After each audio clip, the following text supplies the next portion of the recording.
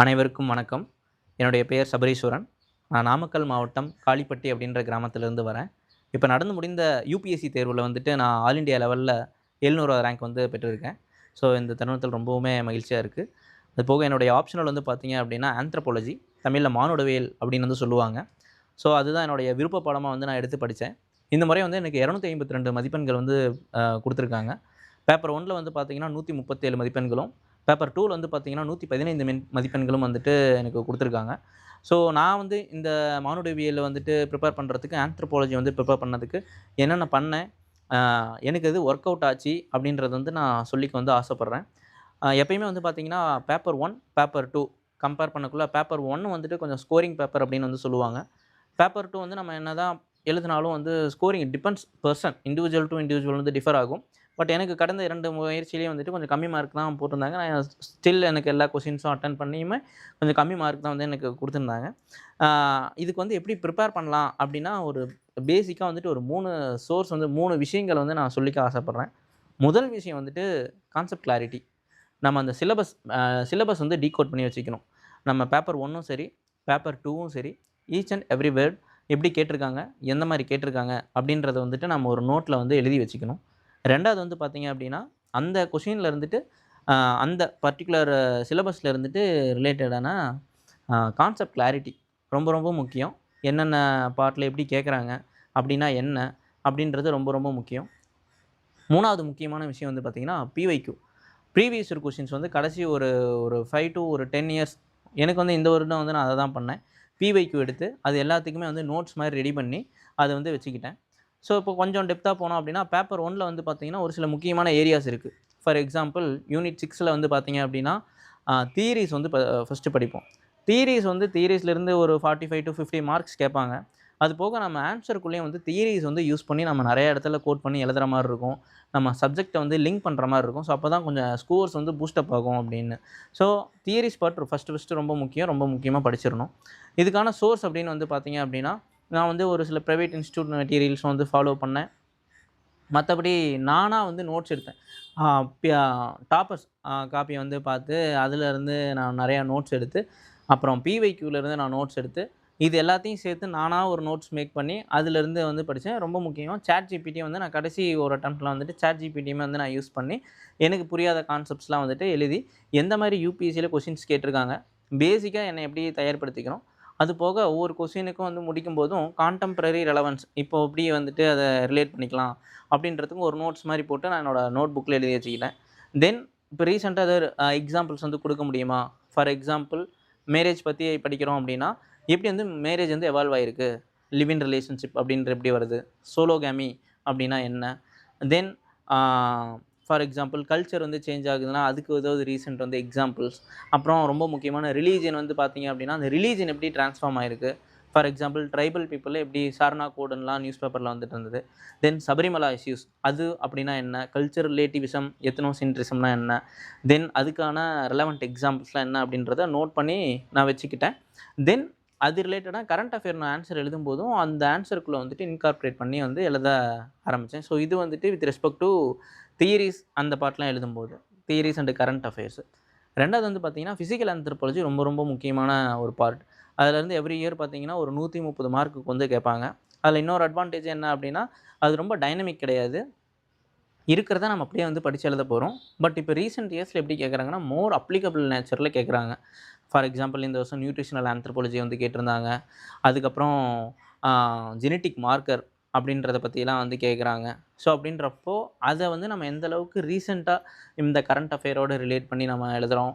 அப்புறம் ஆ ஒரு சொல்யூஷன் ஓரியன்டடா நம்ம அந்த இடத்துல குடுக்க முடியுமா? அப்படின்றது ரொம்ப ரொம்ப முக்கியம் அப்படின்றத பார்க்குறேன். ஃபார் எக்ஸாம்பிள் கவர்ன்மென்ட் ஸ்கீம்ஸ் வந்து உள்ள கொண்டு வரலாம். குரோமோசோமல் அபரேஷன்ஸ் அந்த மாரி கொஸ்டின்ஸ்க்குலாம் வந்துட்டு நம்ம என்ன கவர்ன்மென்ட் மெஷர்ஸ் எடுத்திருக்காங்க? ஜீன் தெரபிக்கு என்ன கவர்ன்மென்ட் மெஷர்ஸ் வந்து எடுத்திருக்காங்க? ஏதாவது ஃப்ரீயா ப்ரொவைட் பண்றாங்களா? அந்த மாதிரிலாம் வந்துட்டு கோட் பண்ணி எழுதுறது ரொம்பவுமே அவசியம். இன்னொன்னு பேப்பர் 1 அண்ட் பேப்பர் 2வ வந்து இன்டர்லிங்க் பண்ணி எழுதுறதும் ரொம்ப முக்கியம்.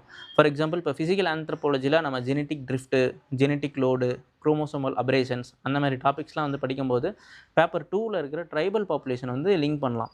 ஃபார் எக்ஸாம்பிள் இப்ப ஜீன் பூல் பத்தி வந்து 9த் யூனிட் வந்து படிக்கும்போது, எப்படி வந்துட்டு கன்சாங்குயினியஸ் மேரேஜஸ் அது வந்துட்டு நம்ம ஜீன் பூல் வந்து அஃபெக்ட் பண்ணுது அப்படின்றத சொல்கிறதாகட்டும், இல்லை ஜெனட்டிக் லோடு, ஜெனட்டிக் ட்ரிஃப்ட்டை வந்து படிக்கும்போது எப்படி வந்து அந்தமான் நிக்கோபார் ட்ரைபல்ஸ் பீப்புள்ஸ் வந்து இந்த இடத்துல அது ஜெனட்டிக் லோடு வந்து எப்படி அஃபெக்ட் ஆகுது, இந்த மாதிரியான எக்ஸாம்பிள்ஸ், யூனிக்கான எக்ஸாம்பிள்ஸ் வந்து கொண்டு வர்றது கொஞ்சம் மார்க்ஸ் வந்து என்ஹான்ஸ் பண்ணும் அப்படின்றத வந்துட்டு எனக்கு வந்து இது ஃபீல் ஆச்சு.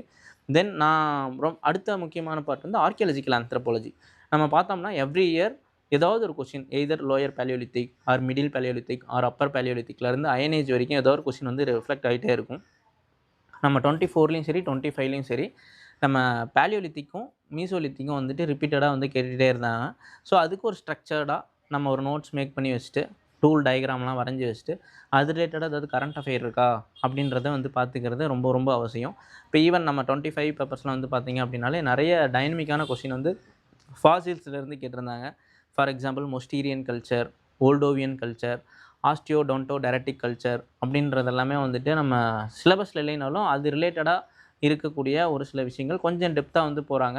ஸோ அதுக்கும் வந்து ஆயத்தமாகிறது ரொம்ப ரொம்ப முக்கியம். ஸோ இந்த மாதிரி கொஸ்டின்ஸ்லாம் எழுதி வச்சுட்டு நம்ம டயக்ராம்ஸ் மாதிரி மேக் பண்ணி வச்சுட்டு நம்ம நோட்ஸ்லேயே மேக் பண்ணி வச்சிட்டோம் அப்படின்னா அங்கே ஃபைனல் எக்ஸாமில் வந்து ரீப்ரொடியூஸ் பண்ணுறதுக்கு ரொம்பவுமே ஹெல்ப்ஃபுல்லாக இருக்கும்.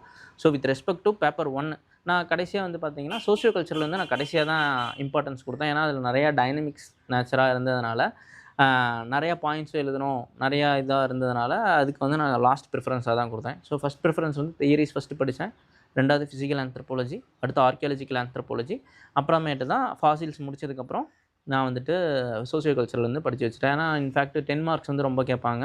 அதுவும் வந்து கொஞ்சம் அவுட் ஆஃப் த பாக்ஸ் வந்து கேட்கறதுனால நான் கொஞ்சம் கம்மியான இம்பார்ட்டன்ஸ் தான் கொடுத்தேன். இது வந்து வித் ரெஸ்பெக்ட் டு பேப்பர் 1க்கு.